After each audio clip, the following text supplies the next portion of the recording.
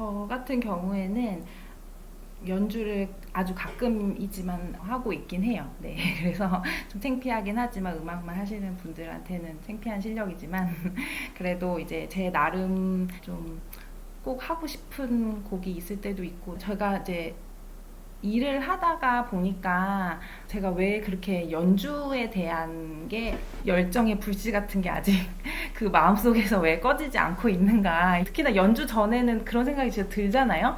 내가 이거를 어떻게 이걸 하려고 이런 정말 무모한 결심을 한 거지 이렇게 생각을 하고 나중에 보면 그냥 그 치는 거를 되게 좋아한 것 같아요. 그래서 저는 그러니까 제가 이렇게 뭐 변호사를 하면서 그냥 저는 이제 그냥 음악을 되게 듣는 게 좋고 음악 애호가로서 이제 되게 그렇게 하는 게 좋다 이러지는 저는 사실 솔직히 안 그렇고요.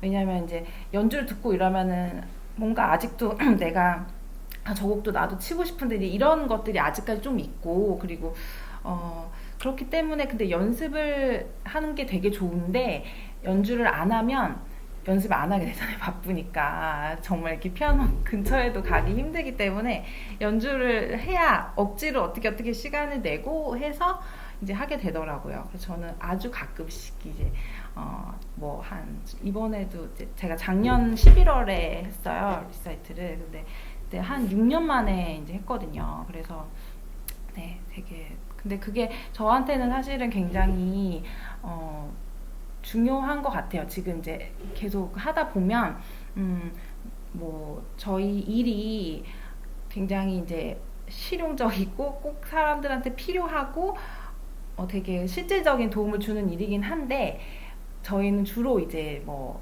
말이 좀 좋아서 소송이지 싸우잖아요. 항상 분쟁 그런 거에 항상 한가운데 있고 사람들의 되게 힘든 일들 그리고 뭐 약간 안 좋은 면들을 굉장히 많이 보면서 일을 하기 때문에 굉장히 그 어떤 조금 그거보다 더 중요한 의미라든지 가치라든지 이런 거를 잊고 그냥 정신없이 일을 이렇게 하는 경우가 많은데 그런 거에 대해서 약간 그런 결핍을 느끼거나 좀 갈증이 있을 때들이 있는 것 같아요. 그래서 근데 연주로 그게 많이 되게 많이 치료가 된다고 해야 되나? 네, 그런 게 있는 것 같아요. 저는 일단은 지금까지는 그렇게 가끔씩이라도 연주를 했는데 앞으로는 뭐 모르죠. 저도 언제 할 수 있을지 모르지만 네, 저는 아무튼 그렇게 지내고 있습니다.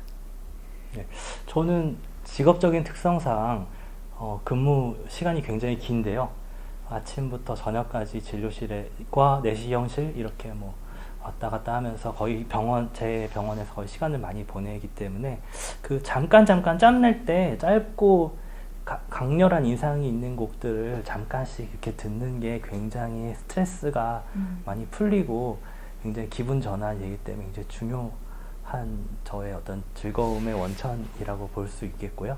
사실 연주는 제가 뭐 아이가 피아노를 칠 때 그렇게 치지 말고 이렇게 쳐봐라 하면서 보여주는 용도로 가끔 치고 그렇게 아이가 좋아할 만한 곡을 가끔씩 한번 연습해서 잠깐씩 치고 그런 것을 하는 것 외에는 제가 연주를 막 이렇게 취미 생활로 열심히 하지는 않는 것 같아요. 그렇지만 이제 제 생각에는 음악이라는 게 어떤 하나의 말하자면 언어인데 그 세계 공용어나 마찬가지로 언어인데 이거를 체계적으로 잠깐이라도 배우고 이해를 함으로 인해서 느껴지는 어떤 감정의 폭, 사람이 어떤 영감과 감동의 폭이 훨씬 넓고 저한테 굉장히 중요하다고 느끼기 때문에 아이들한테도 음악 교육을 전공까지는 아니어도 여러 가지 곡을 접해볼 수 있게끔 기회를 제공하려고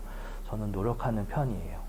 그리고 굉장히 클래식 음악도 사실은 스트레스가 굉장히 강력하게 풀리는 곡에서부터 차분한 곡까지 굉장히 다양하고 사실상 어떤 스크랴빈 에튜드나 뭐 라흐마니노프의 아크의 순간 마지막 곡 같은 경우는 사실상 그 당시에 있어서는 헤비메탈이나 비슷하지 않을까 저는 그렇게 생각하거든요.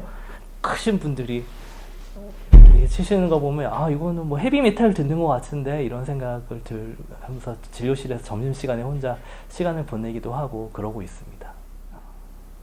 저는 아까 얘기했던 것과 비슷한 얘기를 하고 싶어요. 사실은 제가 저는 음악을 하고 그만두고 다른 길로 오게 되면서 저는 내과 안에서도 분과를 다른 분과를 하다가 또 그만두고 소화기내과를 또 전공하게 복수 전공하게 됐었는데 저는 그런 과정에서 후회하지 않는 법을 배워왔던 것 같아요. 왜냐하면 그 아까도 말씀드린 바와 같이 살면서 중요한 결정을 굉장히 객관적인 자료를 모아서 계산적으로 이성적으로 평가해서 결정 내리게 되지 않고 굉장히 직관적이고 그때그때 상황에 내 기분과 내가 원하는 것에 충실하게 따라가게끔 사람이 되어 있다고 생각이 들기 때문에 너무 하고 싶으면 할 수밖에 없는 게 사람의 인생이 맞아요. 아닌가.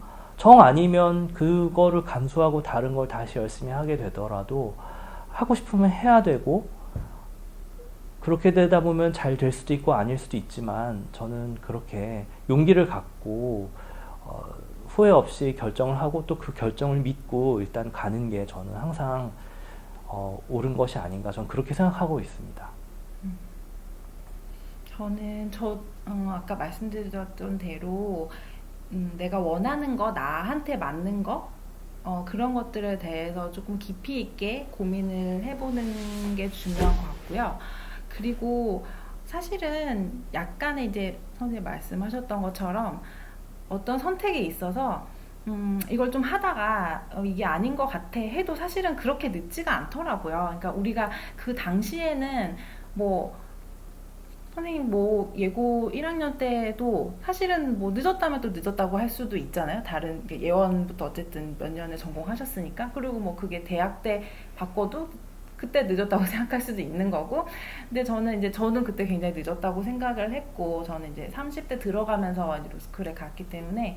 근데 지금 생각하면은 그렇게 늦었던 건 또 아닌 것 같은 거예요. 왜냐면 이제 우리가 사실은 다른 직업을, 다른 일을 하시는 분들도 그 일을 하시면서 10년, 20년을 하시다가 또 굉장히 큰 고민의 순간이 보면 오시더라고요. 이제 우리가 뭐 정말 60까지만 일하고 이런 세상이 아니잖아요.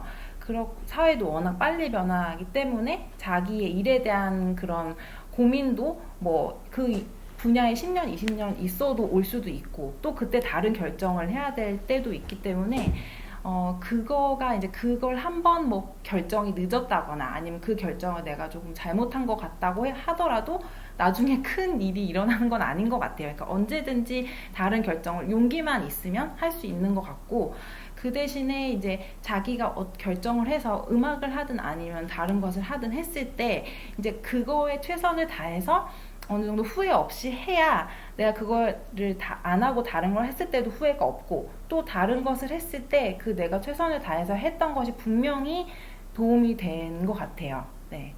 그래서 어쨌든 고민을 해서 자기의 다운 결정을 하고 그것을 열심히 하고 또 하다가 아닌 것 같으면 또 깊이 고민을 해보고 그렇게 하면서 그냥 인생은 그렇게 가는 것 같아요. 계속 고민을 하고 결정을 하고 네, 맞아요. 그것들이 결국 쌓여서 이제 인생이 되는 것 같아요.